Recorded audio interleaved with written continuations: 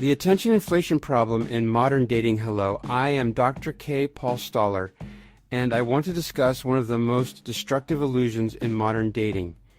Just because a high-value man sleeps with you doesn't mean he would ever commit to you. And confusing those two things is creating a massive problem. I call this attention inflation. A woman who might realistically be a 6 or a 7 in the dating market gets attention from a man who is a 9 or a 10. Maybe he takes her on a date. Maybe he sleeps with her. Maybe they spend time together. And suddenly she believes something very dangerous. She believes she's operating in the 9 or 10 market. But here's the part many people misunderstand. For high-value men, sexual access and commitment are two completely different decisions. A man may sleep with a woman he would never marry. He may date someone he would never build a life with, because the bar for attraction is much lower than the bar for commitment.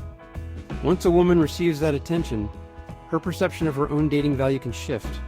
Psychologists call this a reference point change.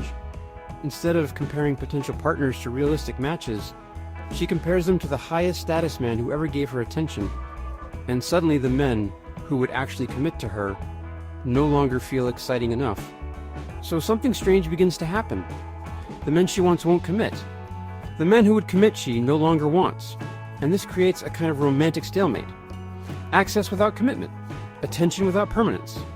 Dating apps have made this phenomenon explode.